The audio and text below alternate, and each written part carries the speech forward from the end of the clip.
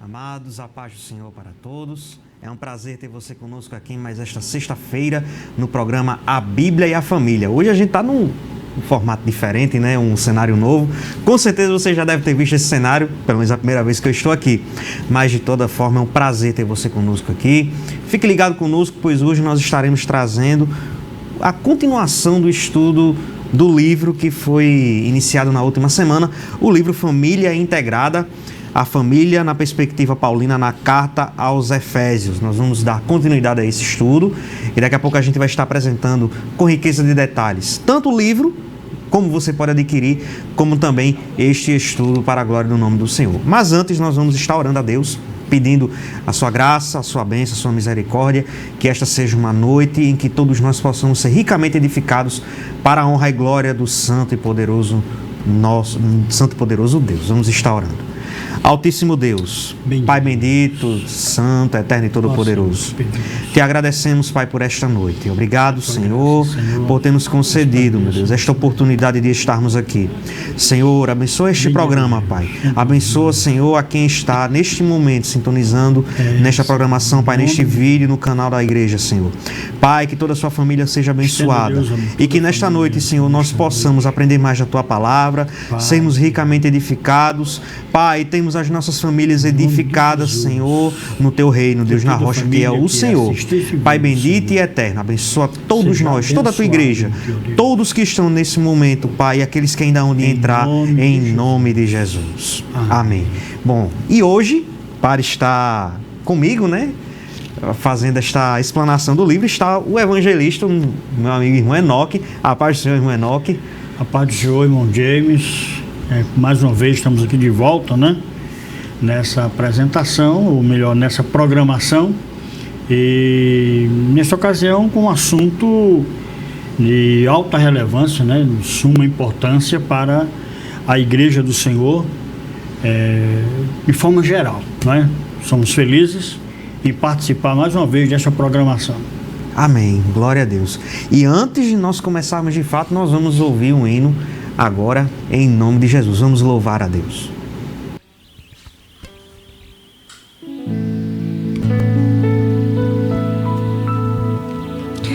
Eu rejeito tudo que não vem de ti. Minha família é separada para te servir. Sobre ela está a tua forte mão, protegendo os sonhos dos nossos corações. Eu profetizo sobre a minha casa água e pão, saúde para os meus filhos, santificação. Tua palavra para nos manter firme sobre a rocha que nunca irá ceder. Minha casa edificada em ti está. Minha família foi consagrada pra te adorar. Minhas primícias eu sempre quero te entregar, e tuas bênçãos irão sempre me acompanhar. Minha casa edificada em ti está.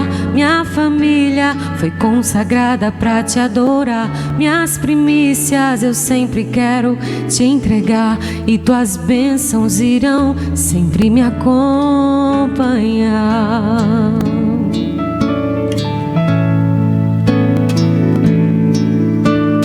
Os teus planos são os nossos e não há, em qualquer parte do mundo ou em qualquer lugar, outro bem maior que se compare a ti. Nossa adoração se rende só a ti. A tempestade está batendo em nossa porta pra fazer na minha casa vítimas de morte, mas eu não aceito, em nome de Jesus. Minha família mora debaixo de tua luz. Minha casa edificada em ti está. Minha família foi consagrada pra te adorar.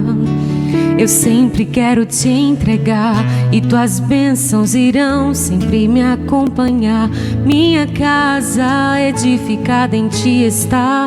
Minha família foi consagrada pra te adorar. Minhas primícias eu sempre quero te entregar, e tuas bênçãos irão sempre me acompanhar.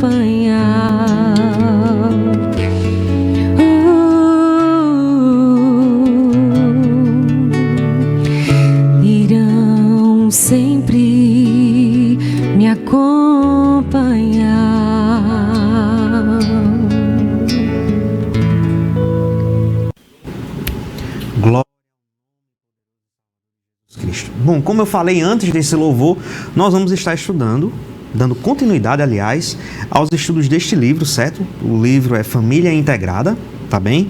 Ele é uma exposição da carta aos Efésios, e ele traz como subtítulo justamente isso, né? A família na perspectiva paulina na carta aos Efésios, certo? Ele foi escrito pela irmã Givanete, esposa do nosso pastor Djalma, pastor da nossa igreja aqui em Santa Rita. E você pode, certo? Se quiser, obviamente eu encorajo você a isso, a fazer o seu pedido pelo número do WhatsApp que está aparecendo aqui na tela, ou então estará aqui no comentário, na descrição deste vídeo. Você pode realizar o seu pedido através deste número de WhatsApp, tá certo? Está em uma boa promoção a partir de R$20 este livro.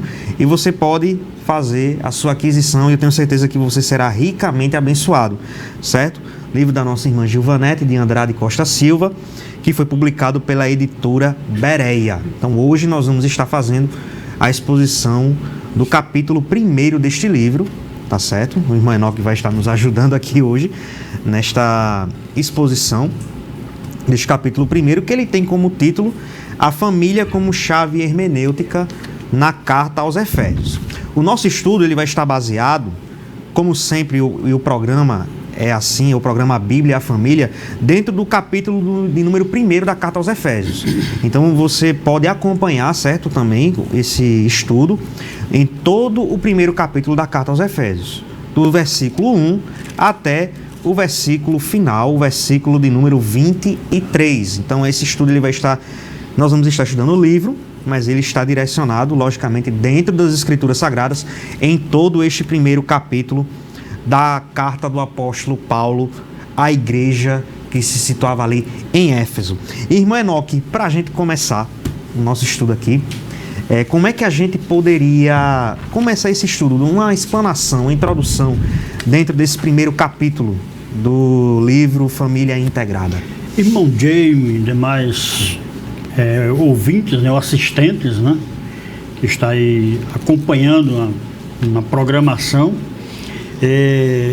vamos iniciar dizendo que, ou admirando a escritora em transformar ou trazer para a hermenêutica, né, chamando assim hermenêutica da carta aos Efésios, o tema relacionado à família, que até muitos escritores eles sempre abordam mais apenas Cristo, né? Isso. Cristo. Mas a escritora ela teve essa curiosidade, ela disponibilizou, ela se esmerilhou através do Espírito Santo a buscar ou aplicar essa carta à família, né? Como vemos nessa primeira parte, né? Primeira parte que diz que a família como chave hermenêutica, nós vamos encontrar o quê? Que todas as bênçãos espirituais, no contexto da carta aos Efésios, procuramos compreender diferentes abordagens. O apóstolo Paulo ele faz relação à família de Deus, à igreja, e as suas aplicações no casamento. Inclusive nós vamos lá encontrar na carta aos Efésios textos que é usado basicamente ou como bases para um casamento, né? Tanto o casamento como até quesito família também, né? No geral. No geral, e até aconselhamentos, né? Porque é difícil não aconselhar uma família, um casal, sem que não se lembre do apóstolo Paulo escrevendo aos Efésios, né? E diz aqui que o propósito de Deus, ele decide abençoar seus filhos de todas as nações em uma única família. Interessante isso, em uma única família, e ainda protegê-la, né? Da total proteção e preservação. Então, o Pai Celestial, como soberano, ele une todos os povos, e Paulo vai mostrar isso. Ele une todos os povos, uma única família chamada Igreja de Deus, né? Igreja de Deus. que noutra carta, parece-me aos Coríntios, Paulo trata de que judeus e gregos, né, judeus e gregos, ou judeus e gentios, agora entram a terceira classe de pessoas, que é Igreja de Deus, né? Igreja de Deus. Exatamente. E a gente vê também, dentro desse contexto, que ela faz até uma divisão também, uma rápida introdução, aliás, melhor dizendo, a respeito da questão de escrita da carta, todos esses detalhes, né? A respeito da autoria, que é do próprio apóstolo Paulo, como diz o próprio versículo número 1, né? Paulo, isso, apóstolo de Jesus Cristo. Dá também a questão de que alguns entendem de que essa carta, na verdade, era uma carta circular, né? Que ela tinha como remetente, como destinatário, aliás, a remetente é Paulo, mas tinha como destinatário várias igrejas, mas que o manuscrito de Éfeso é que nós temos em mãos. E a gente vê aqui o cuidado que Deus ele vai ter, tanto para com a sua igreja, como também para o quesito família, porque eu não consigo pelo menos me lembrar agora, mas eu creio que esta é uma carta, a carta aos Efésios, em que a gente vai ter mais vezes falando a respeito de família, tanto sentido espiritual, como também um sentido literal mesmo de família, verdade, né? Verdade. Como eu tinha dito antes, né? A questão tanto de casamento, o homem e mulher, como também o relacionamento com os filhos, dos pais com os filhos, e relacionamento de filhos com os pais. Né? A gente vê essa riqueza de detalhes nessa carta. Eu não me lembro se é Filipenses ou Colossenses, que Paulo ele também cita essas questões, mas a riqueza de detalhes que a carta à igreja de Éfeso ela traz a respeito disso é singular. A gente não tem uma outra carta tão profunda. É uma expressão muito aprazível, né? Muito aprazível e fácil de entendimento. Fácil de entendimento. Veja, por exemplo, é interessante que é uma carta pequena, apenas 6 capítulos, né? Que pode ser dividido aí, constituídos de 1 a 3, constitui aí, principalmente a elaboração doutrinária. Do capítulo 4 a 6, vai ensinar quais deveriam ser as consequências práticas para a vida e as relações humanas desse propósito divino. Então, Paulo tenta mostrar para a igreja em Éfeso que tem uma forma, tem um jeito, um modo de viver para participar da grande família de Deus, porque é verdade que a carta ela enfoca muito a família de Deus, né? A família de Deus. Por exemplo, nós vamos encontrar no capítulo 2 da carta aos Efésios, o versículo 19, se abríssemos a Bíblia, nós estaremos o seguinte: diz assim, já que sois estrangeiros, nem forasteiros, mas concidadãos dos santos e da família de Deus. Então, como eu falei a princípio, que noutra carta Paulo fala de judeus, gentios, que Deus resolve juntar judeus e gentios, ou judeus e gregos, e formar agora a igreja de Deus. Por quê? Porque no princípio, lógico, a gente conhece muito bem que no princípio o homem foi criado assim de forma perfeita, mas advindo o pecado, houve uma distanciação, distanciou-se, né, da presença de Deus, e ele agora resolve sim tentar resgatar o homem perdido. Como agora, e ele passa a ser ou pertencer à grande família de Deus. Eu acho, o senhor falando agora me lembrou, né? Dentro desse quesito família de Deus, nós temos um relacionamento agora com o nosso próximo, um relacionamento de irmão. De irmão. A gente agora tem esse relacionamento. E é comum, às vezes, a gente pega algumas pessoas que dizem assim, mas é meu irmão, mas não é irmão de sangue. Mas se a gente for olhar, de fato, aquela pessoa, ela é irmão de sangue. Dali custou o sangue, precioso sangue de Jesus Cristo. Isso, né? Então, ela entra na família de Deus, ela ganha agora um pai, que a gente vai entrar em mais detalhes daqui a pouco. Ela agora tem um pai, tem um irmão, tem irmãos também, e todos eles estão unidos pelo Espírito Santo de Deus, que agora habita dentro dos corações, nos transforma em tempo. Eu sempre costumo dizer o seguinte, que eu sempre costumo nas minhas preleções comparar a igreja como a arca de Noé. Sim. Então, quando os animais estavam soltos, né, no mundo antes do dilúvio, bom, a gente sabe muito bem que diz que tem a presa e o predador.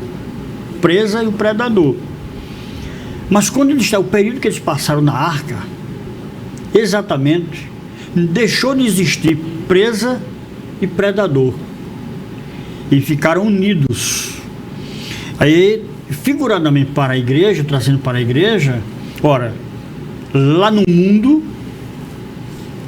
os homens se gladiam, né? Degladiam. Já na igreja eles se unem. Eu tenho uma experiência muito prática. Uma vez aconteceu comigo, eu estava dirigindo um trabalho, uma reunião, um culto, e eu dei oportunidade a um irmão. E ele disse que quando ele recebeu a oportunidade, ele chegou e disse, antes dele cantar, ele disse, irmão, antes eu canto, eu quero fazer um trabalho aqui, quero fazer uma ação aqui. Eu queria convidar o irmão fulano, ele apontou para o irmão estava lá, e esse irmão, ele tinha, no passado, na vida pregressa, antes de aceitar a Cristo, eles eram predadores e presa. Fazia parte da polícia militar e tinha prendido ele, tinha machucado, batido e tal. Mas naquela ocasião ele, como crente agora, se encontrou como crente, fazendo parte da família de Deus, na igreja do Senhor Jesus. Disse, agora eu quero lhe perdoar. Até um certo tempo eu tive mágoa do Senhor. Mas hoje eu me encontrei com o Senhor. O senhor é crente, eu sou crente, nós somos filhos de Deus, eu quero lhe perdoar. O culto foi uma maravilha. Glória a Deus. Diante de uma ação dessa, a história muda, não é? E eu nunca esqueci esse exemplo. Esse momento de que duas pessoas puderam se perdoar, porque agora estavam pertencendo à grande família de Deus. E já que a gente está falando nesse quesito igreja, como é que a gente poderia ver, irmão Enoque, a figura da igreja na carta aos Efésios? Irmão James, demais irmãos e amigos que estão nos acompanhando, a igreja ela é figurada na carta aos Efésios com vários símbolos, né, que a gente pode encontrar. Por exemplo, no capítulo 2, versículo 19 ao 22, nós vamos encontrar a igreja como um edifício. E tendo Cristo, importante isso também, não é só que a igreja é um edifício, mas é que também vendo que a igreja é um edifício e Cristo é a pedra fundamental. Cristo é a pedra fundamental. Também a igreja como um corpo. Aí Cristo é a cabeça. A igreja é corpo, Cristo é a cabeça. Isso no capítulo 1, versículo 22 e 23. O que diz? E sujeitou todas as coisas a seus pés, e sobre todas as coisas o constituiu como cabeça da igreja, que é o seu corpo, a plenitude daquele que cumpre tudo em todos. Então, a igreja como edifício, Cristo é o fundamento, né? Pedra fundamental. Como ele mesmo disse, né? Aquela revelação para Pedro, sobre esta pedra edificarei a minha igreja. Exatamente. Muita gente até confunde e acha que aquela pedra seria Pedro, né? Pedro. Mas jamais. E se a igreja do Senhor Jesus, a igreja de Deus, tivesse fundamentada em Pedro, realmente eu creio que ela não teria passado do primeiro século. né? Mas aí louvamos a Deus porque a igreja de Deus está edificada em Cristo como fundamento e até hoje subsiste, e cumpre-se aquele versículo que diz que nem as portas do inferno prevalecerão contra a igreja de Deus. Então, a igreja como edifício, a igreja como corpo, Cristo é a cabeça, a igreja como família de Deus, capítulo 2, versículo 19, ainda diz que assim que já não sois estrangeiros nem forasteiros, mas concidadãos dos santos e da família de Deus.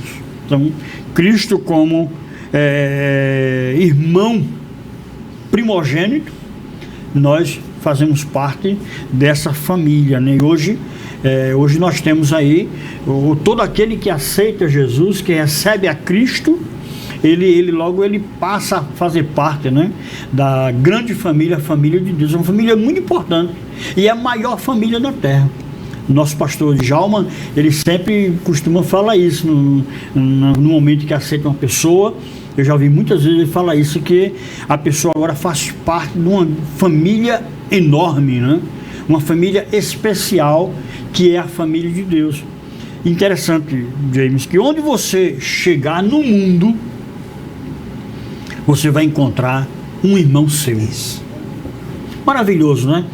Ora, você está aqui, de repente viaja aí, e outra coisa bem detalhe, irmão James, é que se conhece, né? Se encontra. Até o senhor falando agora me lembrou uma experiência que eu tive no trabalho. Quando eu entrei no trabalho, eu não sei nem se ela vai estar assistindo. Se tiver,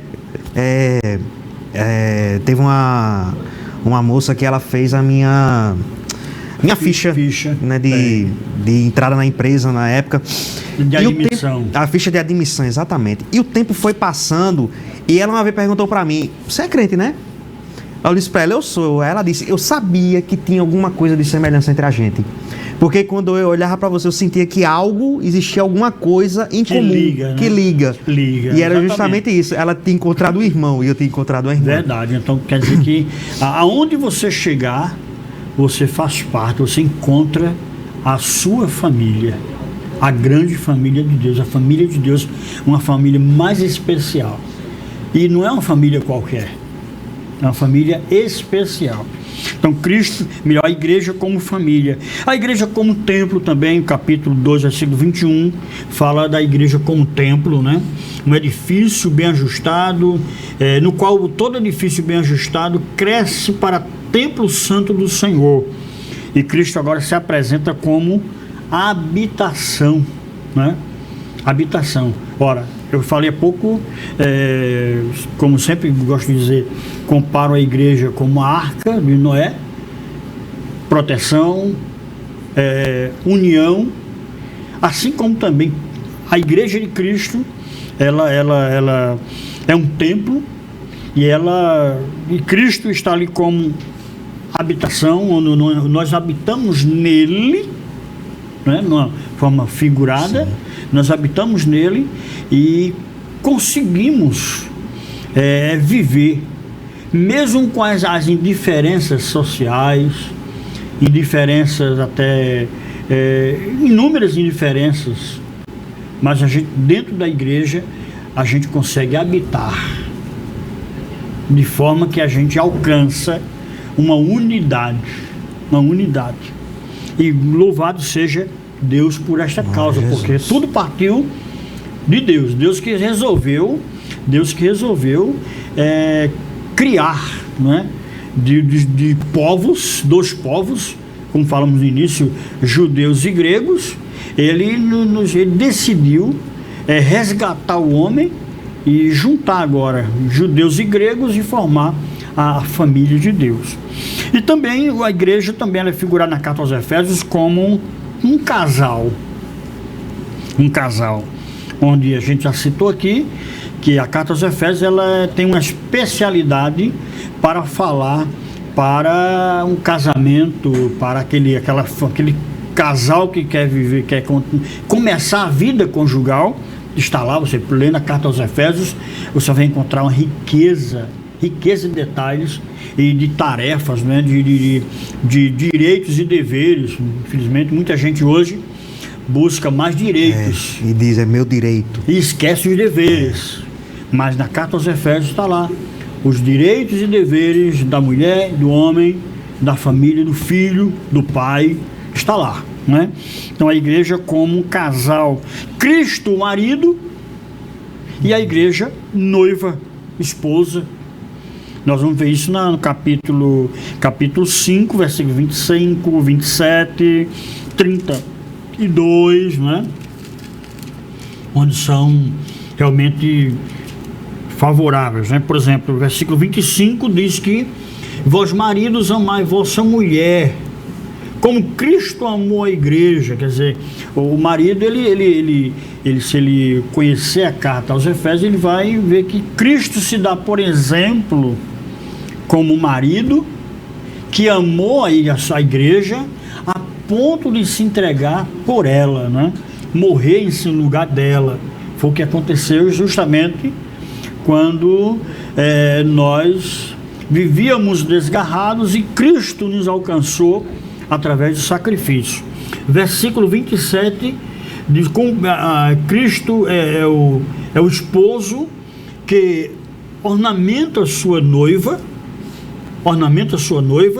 para apresentar a si mesmo igreja gloriosa, sem mácula, sem nem ruga, nem coisa semelhante, mas santa e irrepreensível. Então a igreja também é figurada como um casal, né? Interessante, irmão James, que a autora do livro, ela faz questão de detalhar esse aspecto, né? Da figura da igreja na carta aos Efésios. E por último, a última figura que a gente pode encontrar no conteúdo do livro, mostrando na carta, é exatamente uma ideia de família de forma direta ou indireta. Porque quando fala de edifício, todo casal que casa, todo jovem que casa, ele procura logo um endereço. Exato. Uma casa, né? Uma casa, não é difícil. Tem aquele ditado: quem casa quer quem casa. Quem casa quer casa, exatamente. É um corpo. Como um corpo, Cristo é a cabeça, a mulher e o marido é a cabeça da mulher, a Bíblia diz isso, né? Enfim, a igreja, melhor, a família, ela está bem figurada na carta aos Efésios como igreja do Senhor. E até também a autora do livro, ela vai falar também da riqueza das palavras e os valores que eles são comuns tanto na família de Deus, a igreja, e a família biológica instituída pelo Senhor desde o princípio. E ela traz aqui 1, 2, 3, 4, 5, 6, 7, 8, 9, 10, 11 pontos, tanto de palavras como valores. Então, o primeiro ponto que ela vai trazer, palavra pai. Pai. Né? Então, a gente não existe família sem um pai. Sem um pai. E bem verdade é que hoje se criou, interessante, na família moderna hoje, se criou um termo, a família sem a presença masculina. Mas eu vou usar as palavras de Jesus, parece Mateus capítulo 19, diz que no princípio não era assim. Então a gente tem na carta aos Efésios a palavra pai, que aparece nos 6 capítulos 12 vezes, sendo que 8 é em relação a Deus Pai e outras 4 vezes em relação ao pai humano. Ou seja, o pai, a pessoa masculina na família, né? Isso. Pessoa masculina na família. E aí ela vai falar também a respeito da palavra filho, que vai aparecer 5 vezes, sendo que das 5, 3 vezes em relação a filhos espirituais, ou seja, a igreja, nós como filhos de Deus, e também 2 vezes no sentido biológico, que é quando exatamente. O apóstolo Paulo vai estar falando a respeito do relacionamento pais e filhos, que dá lá no capítulo 6, versículos 1 e 4. Também vai falar da palavra família 2 vezes, nos 2 sentidos, tanto espiritual como também sentido biológico. Também vamos ter a respeito da palavra herança, que ocorre 3 vezes. Nós vamos ter aqui, no quesito valor, a comunicação amorosa e cuidadosa, prevenção de prolongamento nos conflitos através da ira. 2 valores que nós encontramos. Isso é muito importante. Que serve tanto para a igreja, né, irmã Enoque, como também para as famílias nos dias de hoje. Com certeza. A gente vê a família, comunicação. A família de Drummond James que não tem uma comunicação amorosa, que o marido não é mais aquele marido carinhoso, né? Aquele marido que declara, né, amor pela esposa, e vice-versa, né? Porque tudo, às vezes um gesto vale mais do que 1000 palavras, né? Vale mais do que 1000 palavras.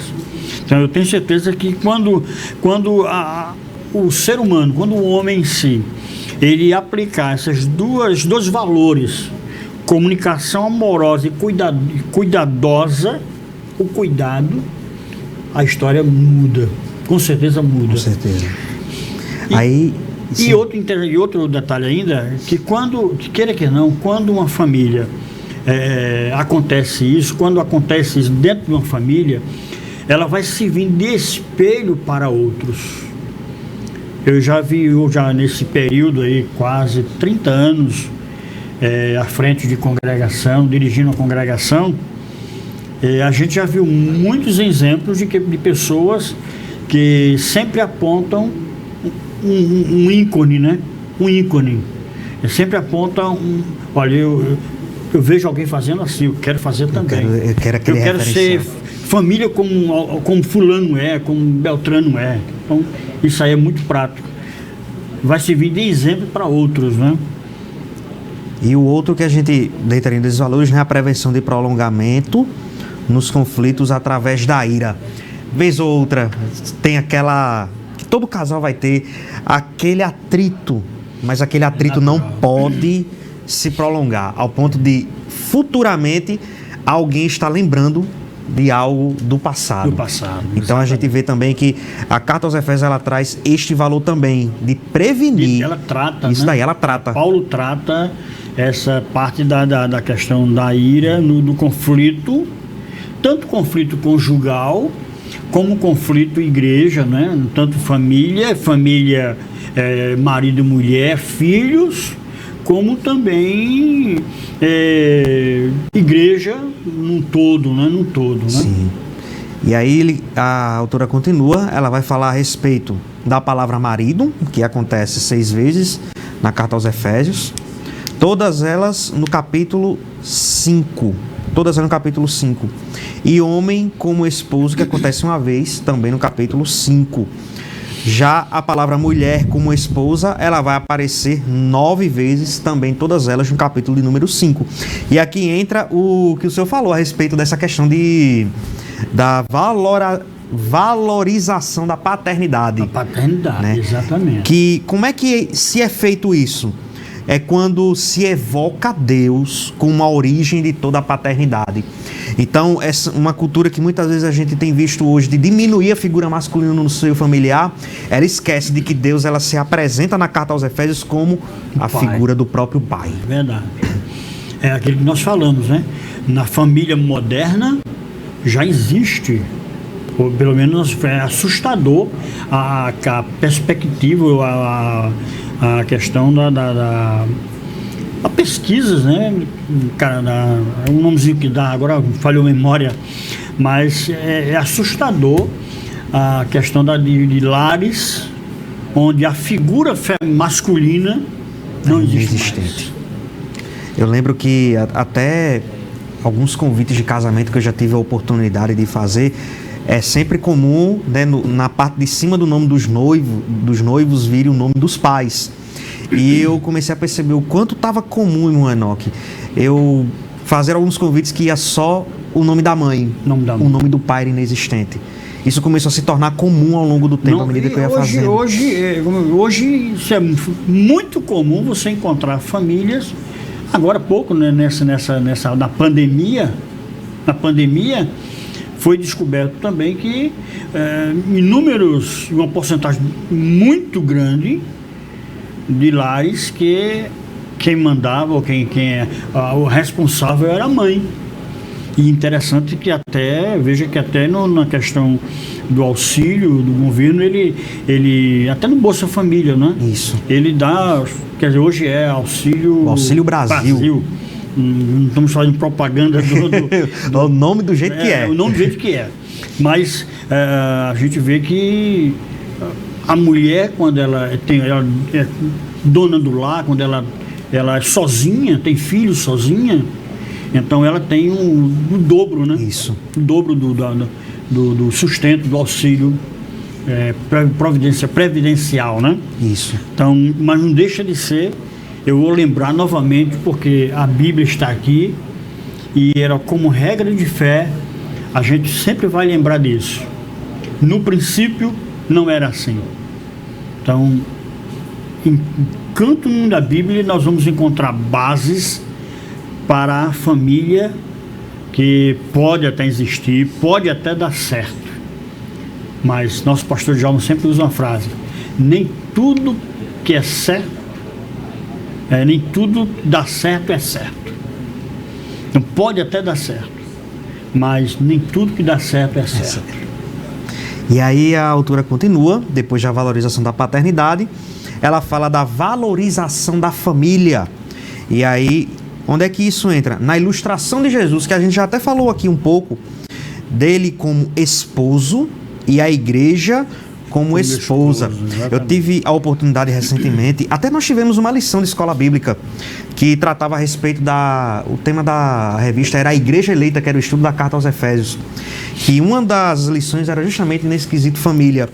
E eu lembro que em uma exposição que eu fiz nas últimas semanas na congregação, eu citava, olha, o casamento, ele é o reflexo do relacionamento nosso com o nosso Jesus Cristo.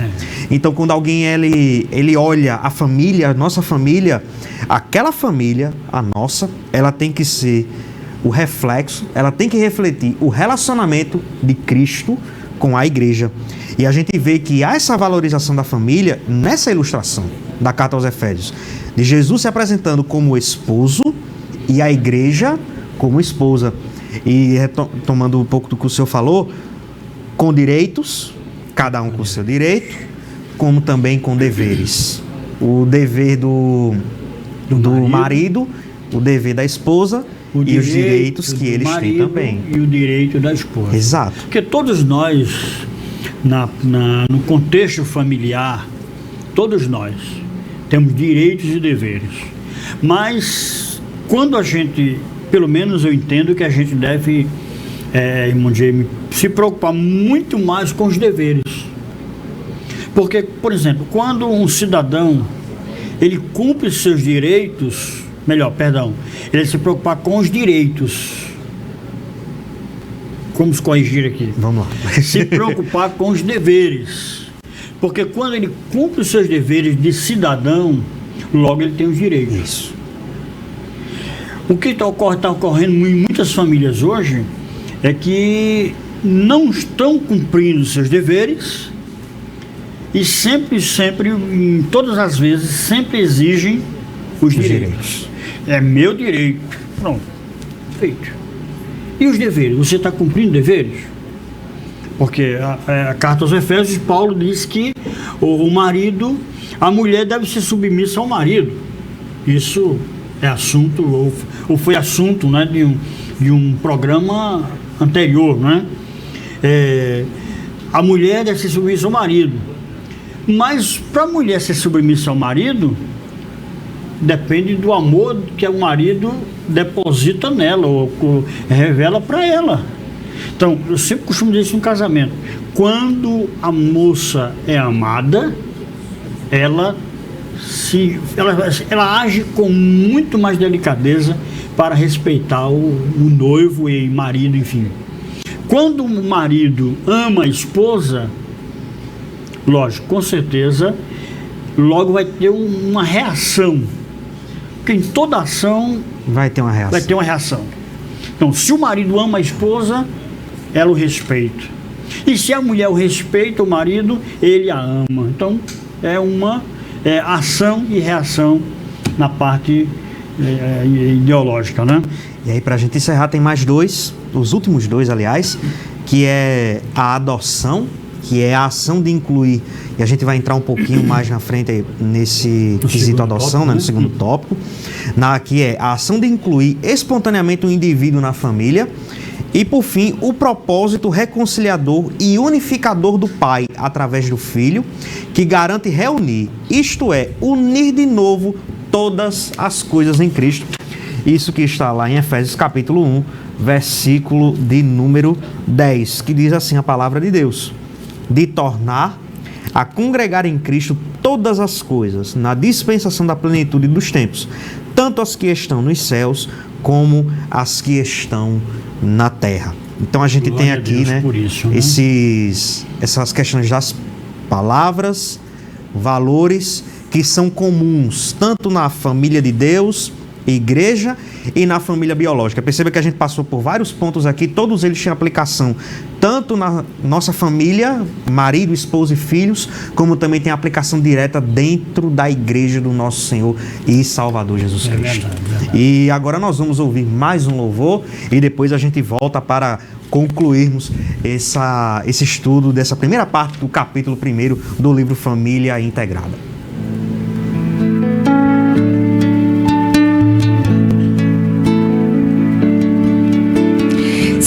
Atentamente ouvir a Deus e os mandamentos seus, obedecer. O Senhor meu Deus te exaltará sobre todas as nações. Onde eu passar, eu não correrei atrás de bênçãos. Sei que elas vão me alcançar. Onde eu colocar a planta dos meus pés, sei que a sua bênção chegará. Bendito serei na terra, bendito serei quando eu profetizar. Sei que a minha voz será a voz de Deus. Bendito serei no campo, bendito serei por onde eu passar. Onde eu tocar, abençoado será quando eu obedecer a sua voz.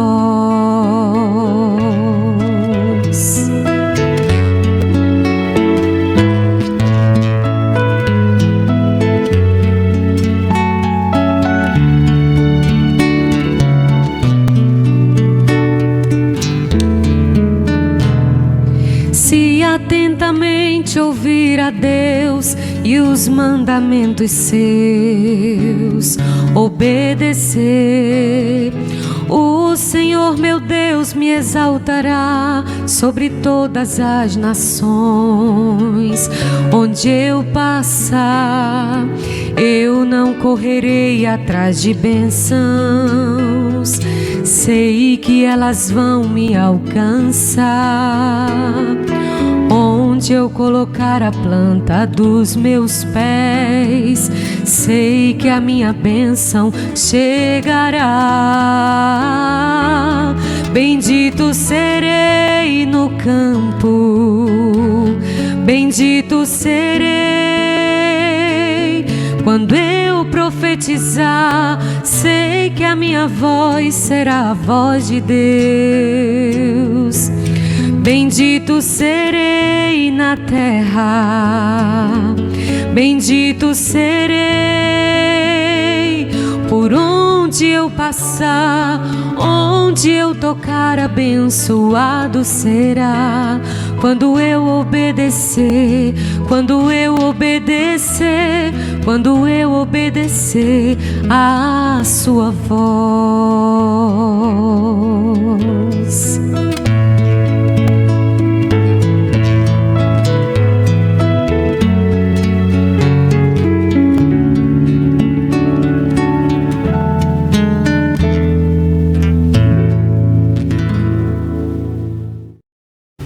Glória ao nome do Senhor e Salvador Jesus Cristo.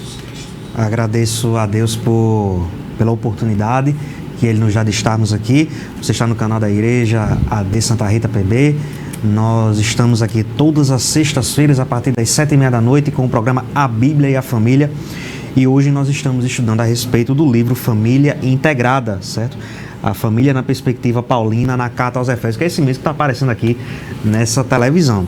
Se você quiser adquirir este livro, você pode entrar em contato através do número de WhatsApp que está aparecendo aqui, ou estará fixado no comentário na descrição deste vídeo para fazer o seu pedido. O livro é escrito pela nossa irmã Gilvanete de Andrade Costa Silva. Ela é esposa do nosso pastor Djalma, pastor da nossa cidade aqui de Santa Rita, e ele foi publicado pela editora Bereia, certo? Então você pode adquirir este livro. Ele é um estudo, como nós já dissemos aqui, da carta aos Efésios, e ele tem por título o nome Família Integrada. Quem está comigo aqui hoje é o irmão Enoque. Nós estamos fazendo o estudo desse primeiro capítulo do livro, e a gente já passou um pouquinho a respeito deste primeiro capítulo. Se você chegou aqui agora, durante o louvor, você terá a oportunidade de depois voltar este vídeo para ver o que nós já explanamos a respeito da palavra de Deus e também do conteúdo deste livro aqui. Agora nós vamos para a nossa parte final, digamos assim, né, irmão Enoque, do bloco final desta conversa nossa aqui, onde nós vamos estar citando a respeito de algumas bênçãos, né, que nós temos por termos uma família, principalmente porque Deus ele nos concede. Então, quais são as bênçãos que o nosso Deus ele concede a todas as famílias? Bom, James, como nós podemos ver que a carta aos Efésios ela aborda muito o termo família, tanto família convencional, pai, mãe, filhos, como também Igreja de Deus, família de Deus. E é bom lembrar, irmão James, que o texto de Gênesis capítulo 12, quando Deus ele chama Abraão, ele faz uma promessa e diz que Deus disse para Abraão que faria dele uma grande bênção, uma grande nação, e o abençoaria e o engrandeceria. Depois ele diz que ele, no versículo 3, ele diz assim: abençoarei os que te abençoarem e amaldiçoarei os que te amaldiçoarem. E em ti serão benditas todas as famílias da terra. Então, essa promessa feita a Abraão, ela vem refletindo de geração a geração. E no termo espiritual, na questão termo da hermenêutica, na carta aos Efésios, nós vamos encontrar essas bênçãos espirituais. Justamente Paulo escreve aos Efésios e diz que no capítulo 1, versículo 4, ele fala de bênção, no verso 3, 3: bendito Deus e Pai de nosso Senhor Jesus Cristo, o qual nos abençoou com todas as bênçãos espirituais nos lugares celestiais em Cristo. Ele nos abençoou com as bênçãos espirituais nos lugares celestiais em Cristo. Então, em Cristo somos mais que abençoados. Então, aí a pergunta foi: que bênçãos podemos ver para a Igreja do Senhor na carta aos Efésios, ou por que dizer para toda a humanidade? Veja, a autora ela comenta aqui, falando que na introdução da carta aos Efésios, o apóstolo Paulo ele começa desejando que a graça e paz de Deus, nosso Pai, estejam sobre os santos e fiéis, e que os que foram eleitos antes da fundação do mundo e abençoados com todas as bênçãos espirituais nos céus. Então, lembrando que o homem foi feito perfeito, segundo a imagem e semelhança de Deus. Então o homem não tinha defeito, o homem era perfeito, era santo. Então ele foi eleito, né? Então nós como apenas resumimos aqui, que na parte de eleição, ele nos elegeu antes da fundação do mundo, quer dizer, antes que o mundo fosse feito. Deus já tinha, na sua preeminência, na sua presciência melhor, ele já tinha uma família na terra, entendeu? No seu projeto, o plano de Deus, que é perfeito e abençoador. E veja que ele vai lá, cria Adão e cria Eva. No poder da criação, ele cria o casal, família, com perfeição. Então, nos elegeu antes da fundação do mundo. Resolve criar o homem segundo a sua imagem e semelhança. O homem é perfeito e santo. Gênesis 1:26 é muito prático e muito salutar, não é? E nós vamos ver aqui que nessa eleição, toda a humanidade, porque Adão ali ele representava a humanidade. Veja que lá em Gênesis, quando Deus cria Adão, ele diz assim: se multiplique, seja fecundo, se multiplique e encha a terra. Então Deus não via só Adão e Eva, Deus via a terra cheia, a humanidade. Só que o homem pecou. Então, quando o homem peca, cai e é destituído da glória de Deus. Então, na carta aos Efésios, Paulo também fala da adoção. Ele agora vai chamar a atenção, Deus vai adotar o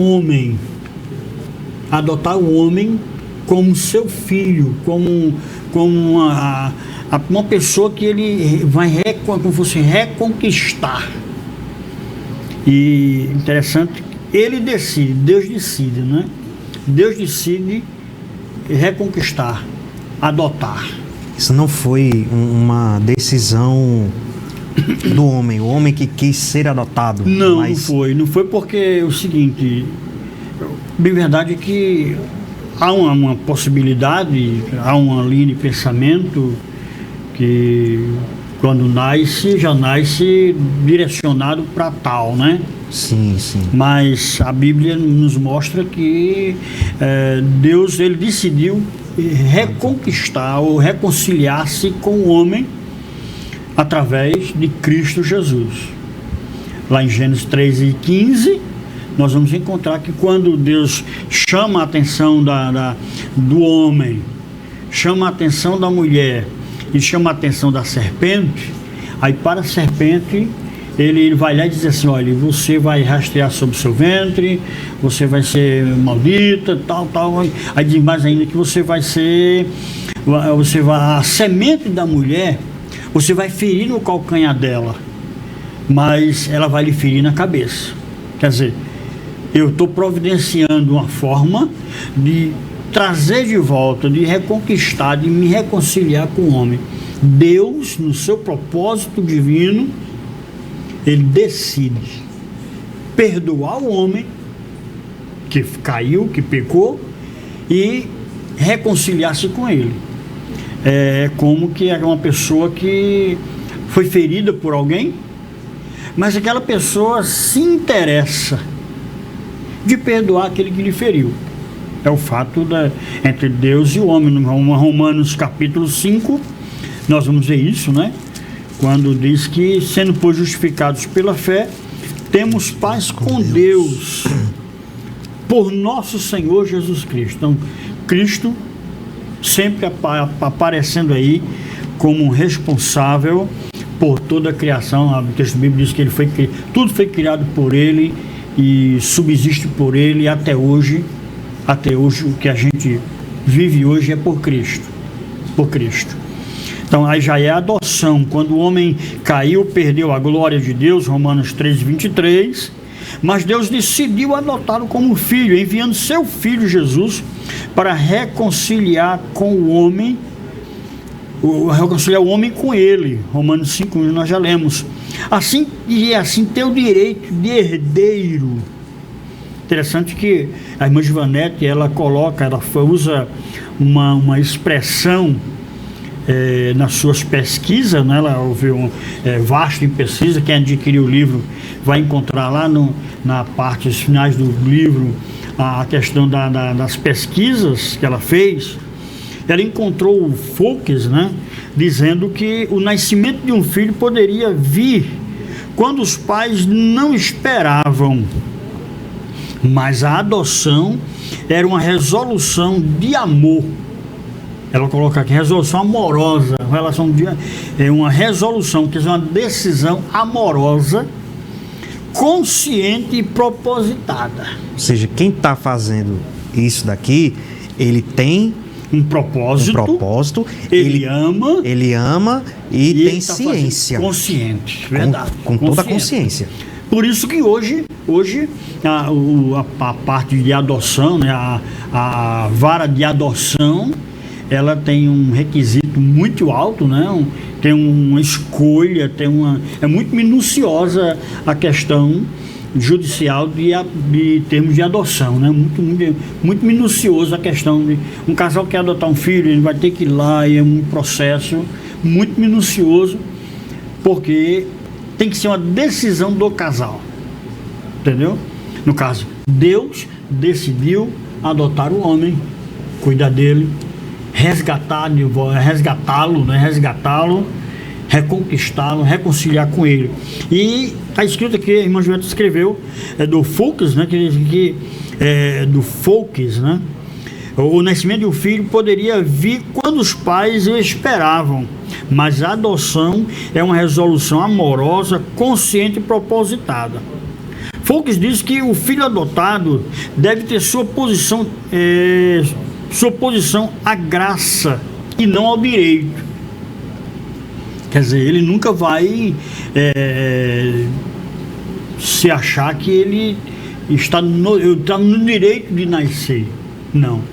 Ele faz parte daquela família porque aquela família resolveu adotá-lo.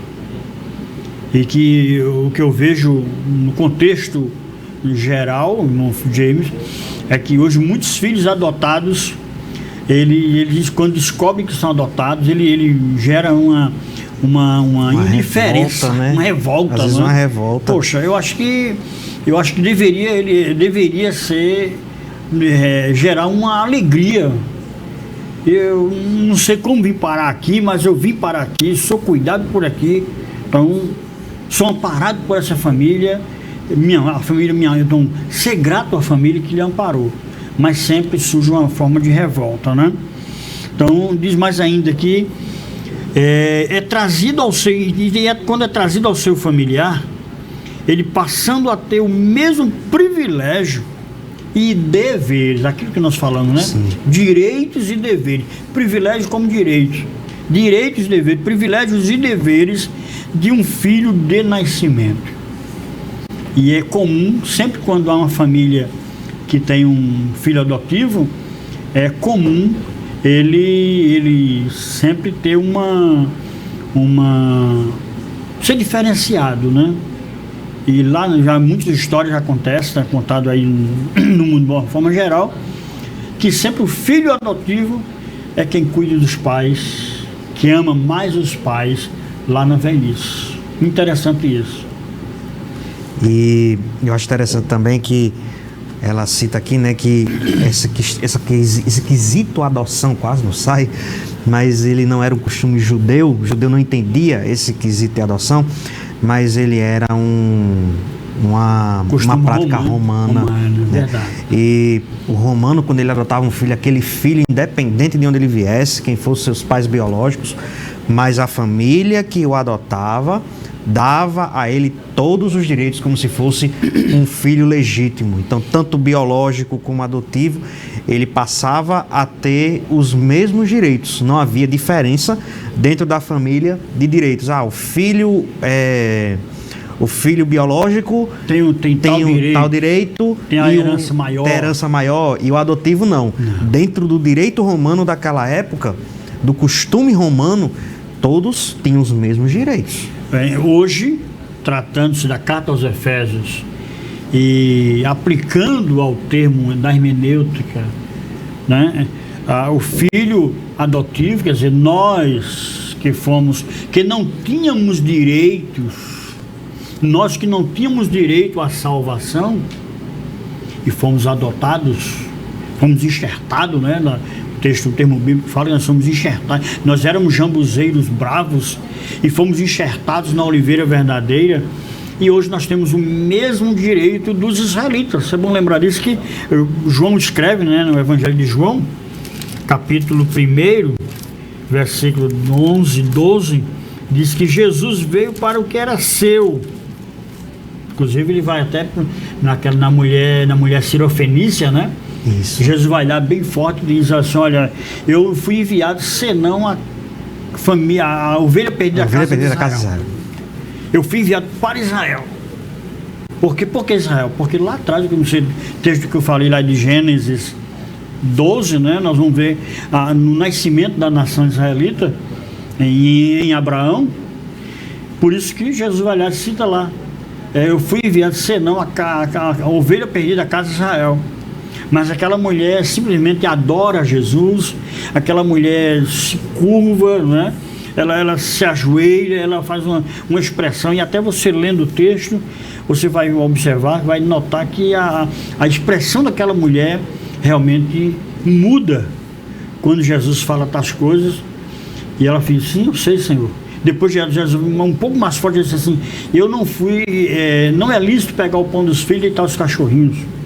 Quer dizer, aquela mulher não tinha direito, mas ela se lançou aos pés de Jesus. Eu sei que não tenho direito, mas tem misericórdia de mim.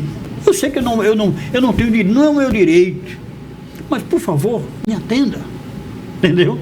Se você tentar viver o texto, você vai interpretar o texto, vai ver que houve uma mudança de entonação naquela mulher, do primeiro grito que ela vinha dizendo: Jesus, filho de Davi, tem misericórdia de mim. Ela foi baixando a entonação e Jesus atende a ela, né? Isso figuradamente já é a questão da adoção dos gentios, que não tinham direito à salvação, e Cristo vai lá na cruz e morre não só pelos judeus, como também pelos gregos. Louvado seja o nome de Jesus. E a gente tem até o texto que é citado aqui no livro de Romanos, capítulo 8, versículos 14 e 15, que fala: porque todos os que são guiados pelo Espírito de Deus, esses são filhos de Deus. Porque não recebestes o espírito de escravidão, para outra vez estardes em temor, mas recebestes o espírito de adoção de filhos, pelo qual clamamos: Abba, Pai. Aleluia. Glória a Jesus. Então, com certeza, hoje somos, passamos pela adoção. E a redenção, que é outra bênção também, bem explícita, né, na carta aos Efésios. Nós vamos ver a redenção, Tito 2:11, né? Que interessante que a adoção, ela não depende do adotivo, né? Depende de quem vai adotar. Da família. E redenção também, a graça revelada em Cristo nos dá direito ao perdão. E hoje, como diz a carta aos Efésios, os primeiros versículos, que deixa eu ver aqui, nós estávamos conversando a parte ali, em off, né? Que Cristo, ele nos predestinou para a santidade. É um textozinho que está bem no contexto aqui do assunto. A gente estava... Falava em off, realmente. A gente estava falando sobre off, né? Aqui. Deixa eu ver se está aqui. Está contido no livro, mas eu acho que daqui a pouco a gente se lembra. Esse é 2:19, não é. Mas vamos à frente, depois a gente lembra dele. É um texto que fala da questão da redenção. Nós predestinou o versículo 5. Muito bem. Versículo 5 diz assim: Ele nos predestinou para filhos de adoção por Jesus Cristo, para si mesmo, segundo o beneplácito de sua vontade.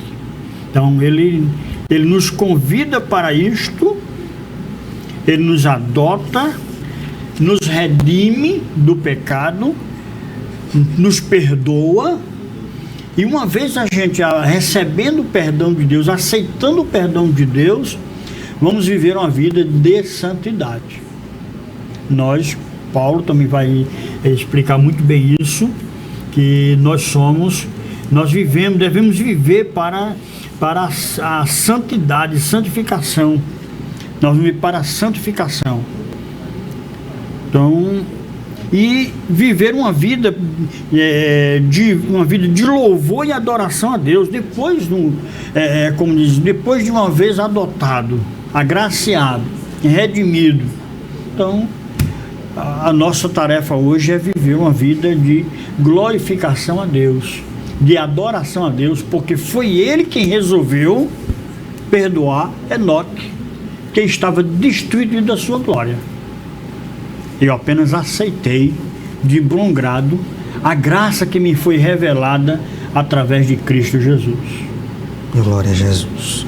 E a gente tem também a respeito do plano original dele, né, irmão Enoque? Qual seria esse plano original e perfeito de Deus para toda a humanidade? O plano original e perfeito de Deus, eu citei há pouco a questão de Gênesis, da criação de Adão. Então, o plano original de Deus e perfeito era uma geração sem pecado.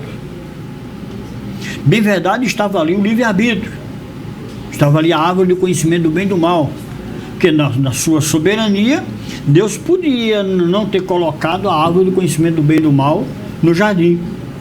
Ele poderia, mas ele queria provar, ele queria mostrar. E na sua presciência, lógico, a gente não pode negar isto. Deus já sabia que Adão ia fracassar.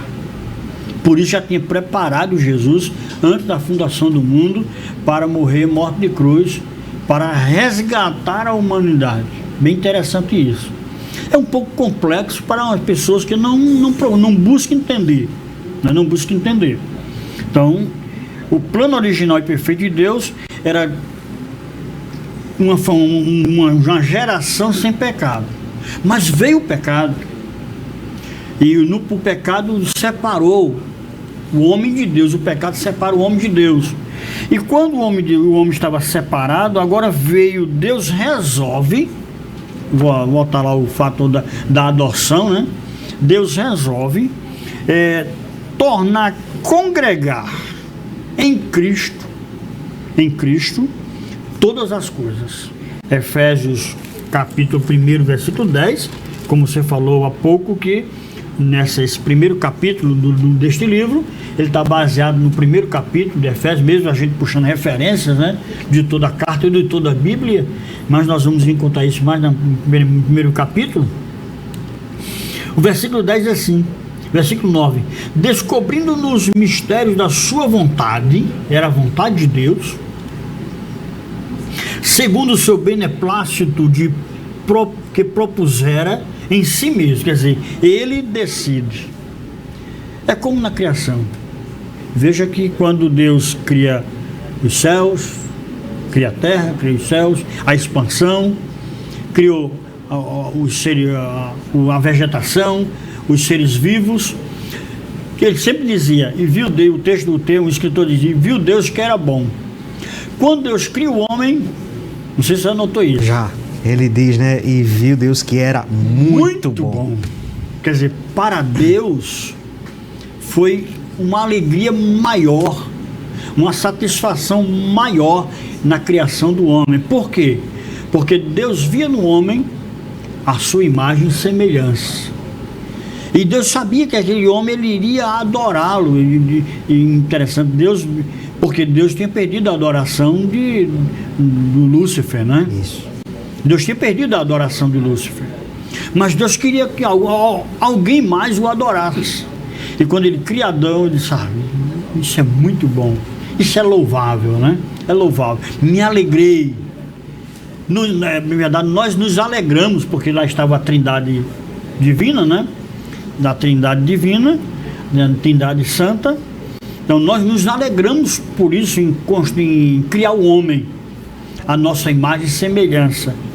Então, quando ele cria, aí agora o homem peca ele desistiu da glória de Deus e agora ele volta a congregar. Deus decide a congregar, tornar a congregar em Cristo todas as coisas. É o que fez aqui o texto, versículo 9 e 10. E de tornar a congregar em Cristo todas as coisas na dispensação da plenitude dos tempos, tanto as que estão nos céus como as que estão na terra. Louvado seja o nome de Jesus. É interessante que ela cita Lloyd Jones aqui, desse comentário do Efésios capítulo 1, versículo 10, que a citação diz assim: a expressão congregar de novo sugere imediatamente que as coisas já estiveram outrora numa condição perfeita. Aquilo que a gente disse. A condição perfeita que o homem e criação por completo tinha. Mas, entretanto, não estão mais naquela condição. O pecado, quando ele entra, além de destituir o homem da glória de Deus, traz sérias consequências para toda uma criação de forma geral. A gente vê ao longo de toda a Bíblia dilúvio, desastres naturais e por aí vai. O tanto de coisas que aconteceram por causa do pecado.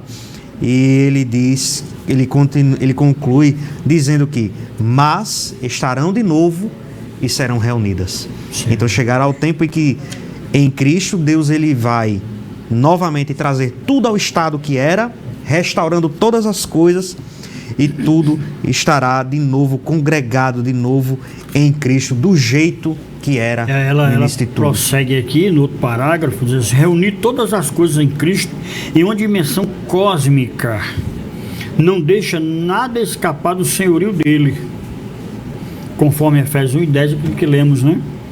Como bem esclarece Kostenberg, que o casamento faz parte dos propósitos escatológicos de Deus em Cristo.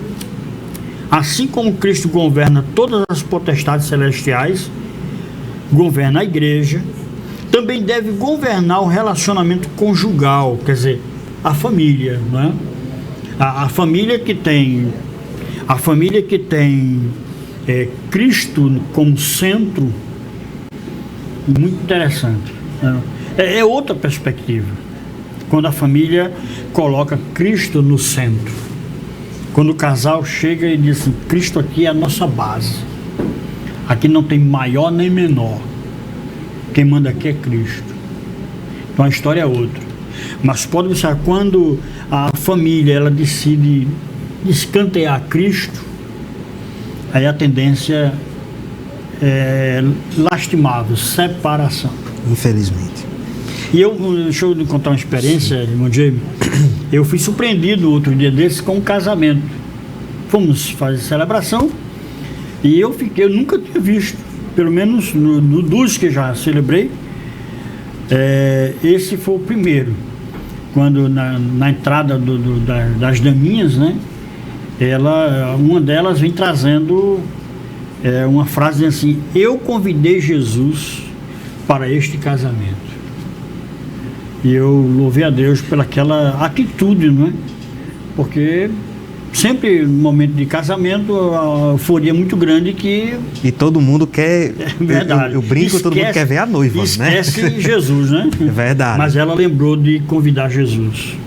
Glória a Deus. E por fim, para nós encerrarmos, a gente tem ainda dentro do capítulo 1, o tópico 2, que fala a respeito da família e a plenitude das bênçãos do Pai. O que é que a gente poderia extrair, irmão Enoque, dessa parte?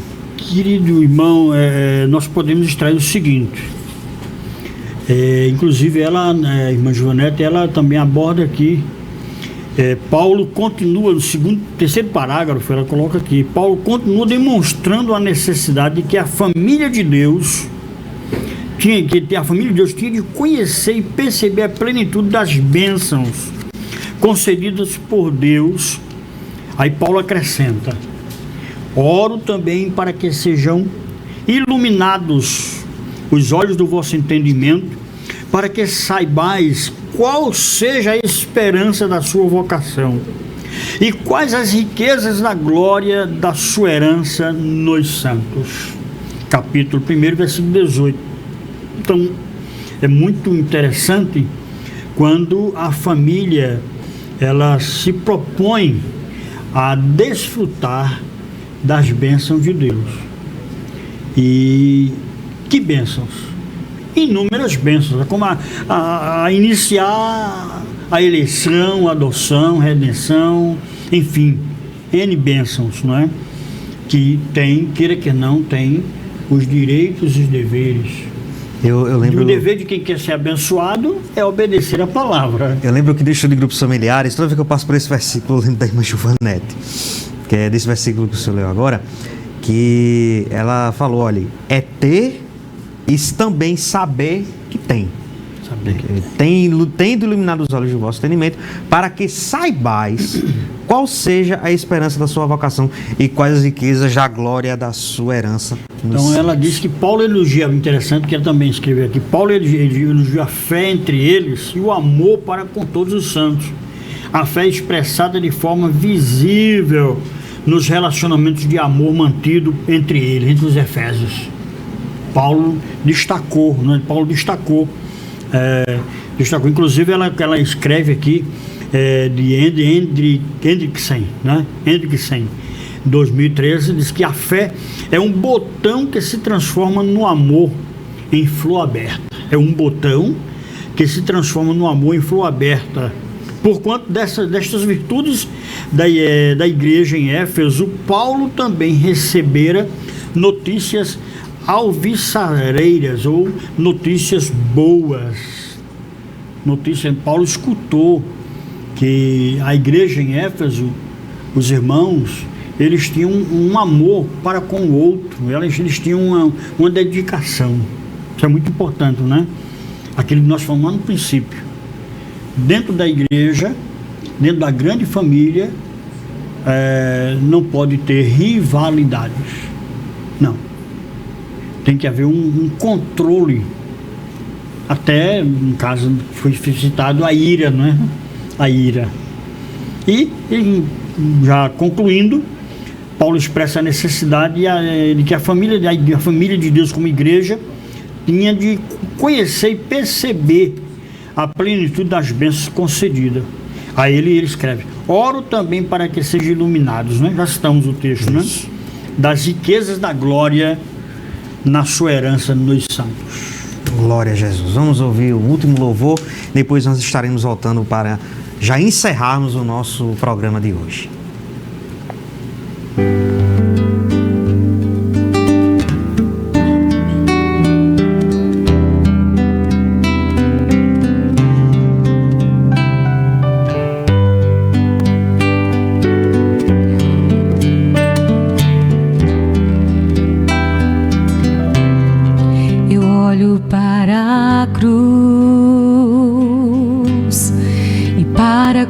Eu vou do seu sofrer participar, da sua obra vou cantar. Meu Salvador na cruz mostrou o amor do Pai, o justo Deus.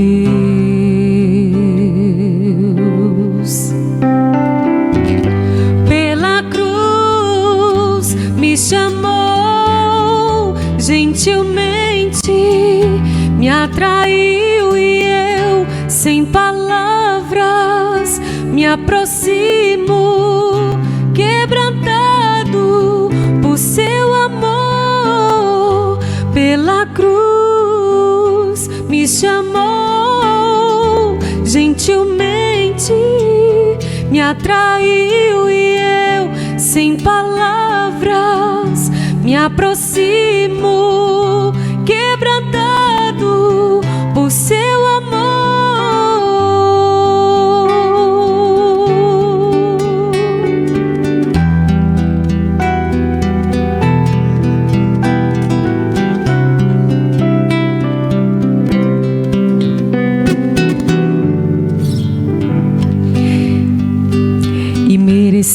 Da vida de graça recebi por sua cruz,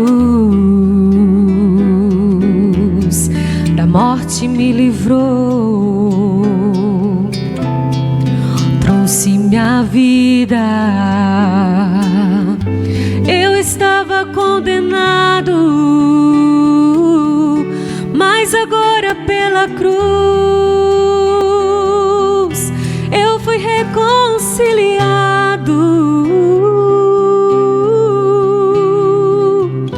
Pela cruz me chamou, gentilmente me atraiu e eu, sem palavras, me aproximo, quebrantado por seu amor. Pela cruz me chamou, gentilmente me atraiu e eu, sem palavras, me aproximo, quebrantado por seu amor.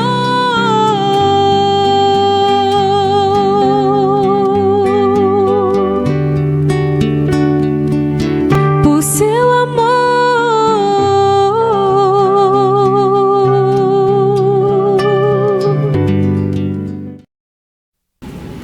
Glória ao nome do Senhor. Foi um programa muito edificante. Eu saio daqui feliz, irmão Enoque, com o tema que nós debatemos aqui dentro deste livro. E eu quero agradecer ao Senhor pela sua presença também, pela sua contribuição. Eu creio que nós aprendemos muito, não exploramos tudo, né? Porque...